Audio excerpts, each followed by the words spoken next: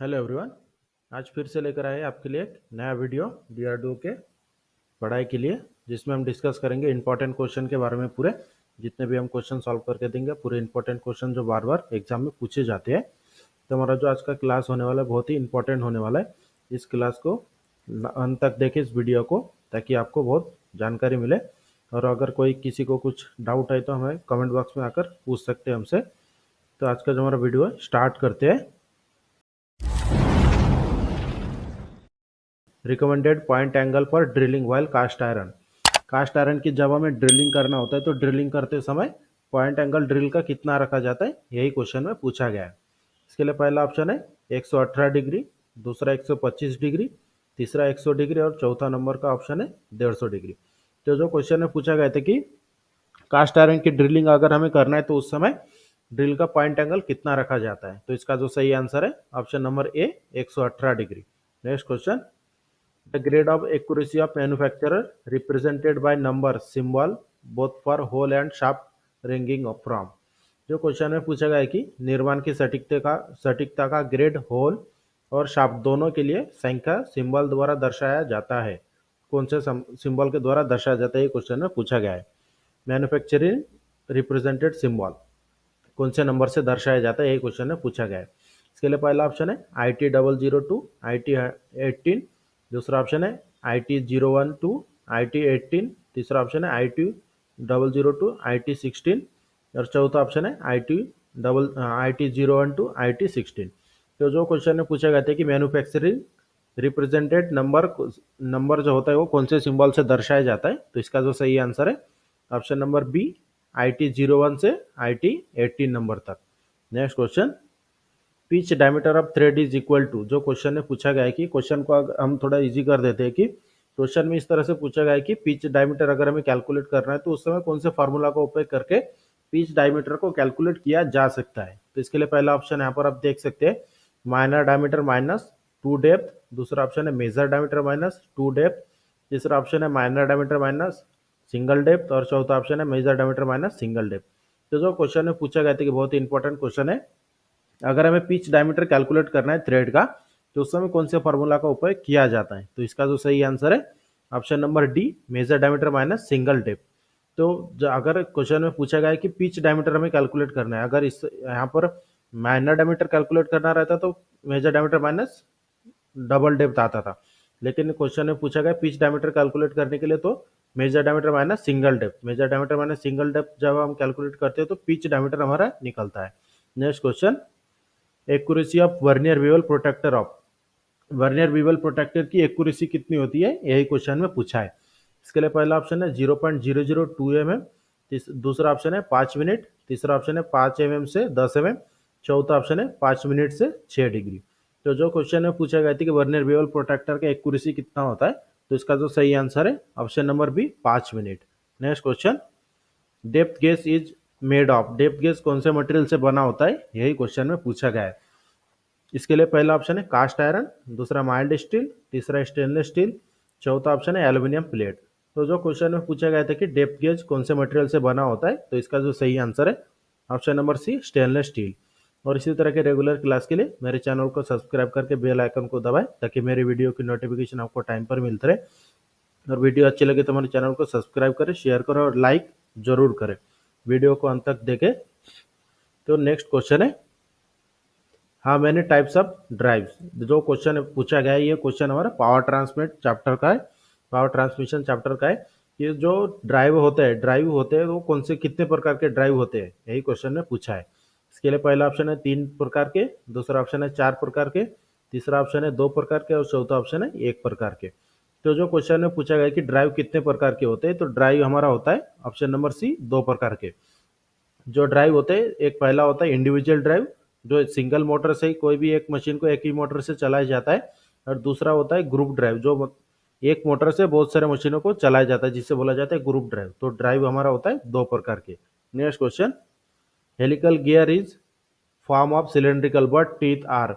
जो क्वेश्चन में पूछा गया है कि हेलिकल गियर का रूप सिलेंड्रिकल होता है लेकिन उसके दांतों का आकार किस प्रकार से होता है, यही क्वेश्चन में पूछा है।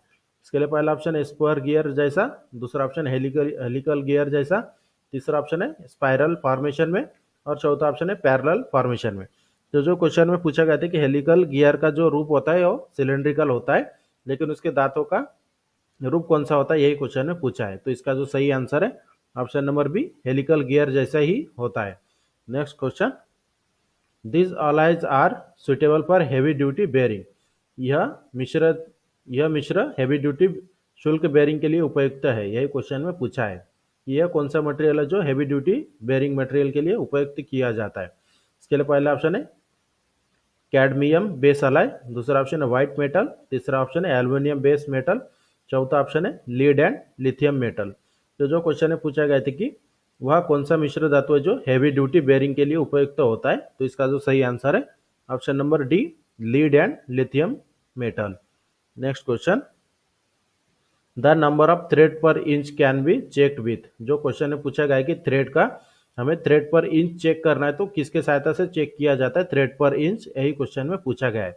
जो थ्रेड पर इंच होता है जो BSW थ्रेड में होता है, जो मेट्रिक थ्रेड में MM की सहायता से चेक करते हैं, लेकिन जो BSW थ्रेड होते हैं उसमें थ्रेड पर इंच के सहायता से चेक किया जाता है। तो वह कौन से इंस्ट्रूमेंट के सहायता से चेक करते हैं, यही क्वेश्चन में पूछा था। इसके लिए पहला ऑप्शन है स्क्रू थ्रेड माइक्रोमीटर, दूसरा ऑप्शन है स्क्रू पिच गेज, तीसरा ऑप्शन है metric steel rule by counting, और चौथा ऑप्शन है सेंटर गेज। तो जो क्वेश्चन में पूछा गया था कि थ्रेड के जो थ्रेड पर इंच होते हैं उससे किसके सहायता से चेक किया जाता है, तो इसका जो सही आंसर है option number B, screw pitch gauge. Screw pitch gauge ध्यान में रखें कि यह दो प्रकार के होते हैं, एक मेट्रिक थ्रेड चेक करने के लिए जो 60 डिग्री का होता है और दूसरा होता है 55 डिग्री का। एक ही सेट में लगे होते हैं, एक साइड में मेट्रिक दूसरे साइड में ब्रिटिश। तो ब्रिटिश के जो स्क्रू पिच गेज होते हैं उसके ऊपर थ्रेड पर इंच का दिया जाता है। जैसे मान लीजिए कि 1 इंच का थ्रेड है तो उसके साइड में 8 TPI लिखा रहता है, 8 करके लिखा रहता है, जो 8 थ्रेड पर इंच होता है, मतलब 1 इंच में 8 TPI होते हैं। Next question, the width of tool use to cut 10 millimetre pitch square thread. Question बहुत ही इंपॉर्टेंट है कि अगर हमें 10 मिलीमीटर पिच की स्क्वायर थ्रेड कट करना है तो टूल की चौड़ाई कितना रखा जाता है, टूल की विड्थ कितना रखा जाता है, यही क्वेश्चन में पूछा है। इसके लिए पहला ऑप्शन है 10 mm, दूसरा ऑप्शन है 2.5 mm, तीसरा ऑप्शन है 5 mm, चौथा ऑप्शन है 2 mm। तो जो क्वेश्चन है पूछा गया था कि 10 मिलीमीटर पिच स्क्वायर थ्रेड को काटने के लिए कटिंग टूल का विड्थ कितना रखा जाता है, तो इसका जो सही आंसर है ऑप्शन नंबर सी, 5 mm। 5 mm किस तरह से कभी भी अगर स्क्वायर थ्रेडिंग करते हैं तो जितना उसका थ्रेड का पिच होता है, पिच डिवाइडेड बाय 2 जब हम करते हैं तो इसका कटिंग टूल का विड्थ निकल जाता है। जैसे मान लीजिए कि 10 mm का पिच है तो इसे डिवाइड करेंगे 2 से तो इसका आंसर आता है 5, इसलिए कटिंग टूल का विड्थ कितना दिया है, 5। Next question, the filler metal used during brazing is an ally of. जो क्वेश्चन में पूछा गया है कि ब्रेजिंग करते समय जो फिलर मटेरियल यूज किया जाता है तो उस फिलर मटेरियल का अलाय स्टील क्या कौन सा है, यही क्वेश्चन में पूछा गया है। इसके लिए पहला ऑप्शन है कॉपर एंड जिंक, दूसरा ऑप्शन है कॉपर एंड टीन, तीसरा ऑप्शन है लीड एंड कॉपर, और चौथा ऑप्शन है जिंक एंड लीड। तो जो क्वेश्चन में पूछा गया था कि ब्रेजिंग करते समय जो फिलर मटेरियल यूज किया जाता है उस फिलर मटेरियल का अलाय स्टील कौन सा है, यही क्वेश्चन में पूछा था। तो इसका जो सही आंसर है option number A, copper and zinc. Next question, the taper ratio of standard metric self holding taper. Standard metric self holding taper का टेपर रेशियो कितना होता है, यही क्वेश्चन में पूछा है। इसके लिए पहला ऑप्शन है 1:20, दूसरा ऑप्शन है 1:25, तीसरा ऑप्शन है 1:30 और चौथा ऑप्शन है 1:50। तो जो क्वेश्चन में पूछा गया है कि standard metric self holding taper का टेपर रेशियो कितना होता है, तो इसका जो सही आंसर है option number D, 1:50। Next question, CNC lathe machine have a built-in coordinate measuring system. The zero position of this coordinate system is called। जो क्वेश्चन है पूछा गया है कि CNC लेथ मशीन में एक कोऑर्डिनेट मेजरिंग सिस्टम होते हैं, इस कोऑर्डिनेट सिस्टम की शून्य स्थिति क्या कहलाता है, यही क्वेश्चन में पूछा है। इसके लिए पहला ऑप्शन है वर्क 0 पॉइंट, दूसरा ऑप्शन है मशीन 0 पॉइंट, तीसरा ऑप्शन है रेफरेंस पॉइंट और चौथा ऑप्शन है प्रोग्राम 0 पॉइंट। तो जो क्वेश्चन में पूछा गया था कि CNC लेथ मशीन में एक कोऑर्डिनेट मेजरिंग सिस्टम होते हैं, इस कोऑर्डिनेट मेजरिंग सिस्टम की शून्य स्थिति क्या कहलाता है, तो इसका जो सही आंसर है option number B, machine 0 point. Next question, in a multi start thread the axial advanced of bolt in to the nut for each revolution of the bolt. जो क्वेश्चन है पूछा गया कि एक बोल्ट पे मल्टी स्टार्ट थ्रेड कटे हुए हैं, तो अगर उसमें उस बोल्ट के ऊपर नट को हम एक राउंड रिवॉल्यूशन मतलब घुमाते हैं तो वह कितनी दूरी जो दूरी तय करती है उसे क्या कहा जाता है, यही क्वेश्चन में पूछा है। इसके लिए पहला ऑप्शन है रूट, दूसरा ऑप्शन है लीड, तीसरा ऑप्शन है क्रेस्ट और चौथा ऑप्शन है पीच। जो क्वेश्चन है पूछा गया था कि एक मल्टी स्टार्ट थ्रेड में बोल्ट के ऊपर नट को घुमाने के बाद, एक चक्कर घुमाने के बाद वो जो दूरी तय करती है उसे क्या कहा जाता है, तो इसका जो सही आंसर है option number B, lead. Next question, in a vernier micrometer vernier scale is graduated one. जो क्वेश्चन है पूछा गया कि वर्नियर माइक्रोमीटर में वर्नियर स्केल कहाँ पर मार्किंग किया होता है, यही क्वेश्चन में पूछा है। इसके लिए पहला ऑप्शन है थिम्बल, दूसरा ऑप्शन है फ्रेम, तीसरा ऑप्शन है स्पिंडल, चौथा ऑप्शन है बैरल। जो क्वेश्चन है पूछा गया था कि वर्नियर माइक्रोमीटर में वर्नियर स्केल की ग्रेजुएशन कौन से पार्ट के ऊपर अंकित होता है, तो इसका जो सही आंसर है option number A, thimble. Next question, which of the following cutting material can not be forced to shape easily. जो क्वेश्चन में पूछा गया कि निम्नलिखित में से किस कटिंग मटेरियल को आसानी से आकार देने के लिए फोर्स नहीं किया जा सकता है। इसके लिए पहला ऑप्शन है कार्बाइड, दूसरा सिरामिक्स, तीसरा स्टेलाइट, चौथा ऑप्शन है नॉन ऑफ द मेंशन। तो जो क्वेश्चन में पूछा गया था कि निम्नलिखित में से किस कटिंग मटेरियल को आसानी से आकार देने के लिए फोर्स नहीं किया जा सकता है, तो इसका जो सही आंसर है option number C, stellite. Next question, high speed steel has a excessive wear on रिक्त स्थान। जो क्वेश्चन में पूछा गया है कि हाई स्पीड स्टील का रिक्त स्थान पर अत्यधिक घिसाव होता है, कौन से मटेरियल के ऊपर अत्यधिक घिसाव होता है, यही क्वेश्चन में पूछा गया है। इसके लिए पहला ऑप्शन है कास्टिंग, दूसरा ऑप्शन है हार्ड मटेरियल, तीसरा ऑप्शन है casting and hard material both, मतलब कास्टिंग और हार्ड मटेरियल दोनों के ऊपर, या फिर चौथा ऑप्शन है नॉन ऑफ द अबव। जो क्वेश्चन में पूछा गया था कि हाई स्पीड स्टील का रिक्त स्थान पर अत्यधिक घिसाव होता है, तो इसका जो सही आंसर है option number C, casting and hard material both, मतलब कास्टिंग और दोनों हार्ड मटेरियल दोनों के ऊपर अत्यधिक घिसाव होता है। Next question, which of the following has poor shock resistant. जो क्वेश्चन में पूछा गया है कि निम्नलिखित में से किसका आघात प्रतिरोध कम होता है, किस मटेरियल का आघात प्रतिरोध कम होता है, तो इसके लिए पहला ऑप्शन है कार्बाइड, दूसरा ऑप्शन है डायमंड, तीसरा ऑप्शन है सिरामिक्स, चौथा ऑप्शन है नॉन ऑफ द मेंशन।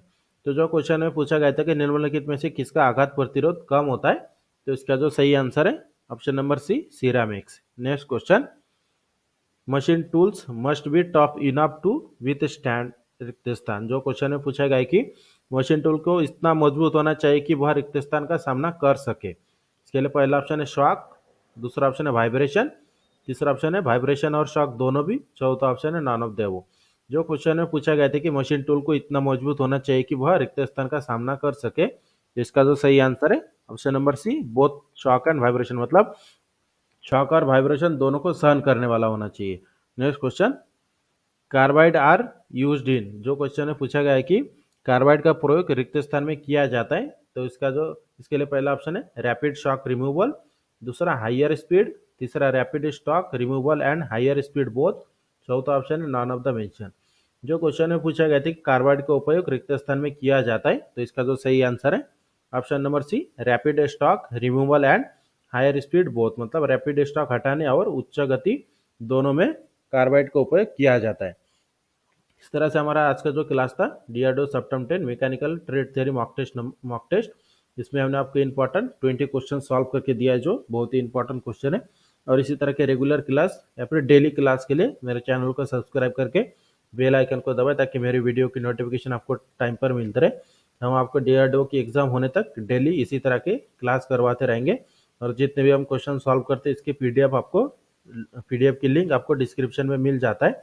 और वीडियो हमारी अच्छी लगी तो हमारे चैनल को सब्सक्राइब करके शेयर करें और लाइक जरूर करें।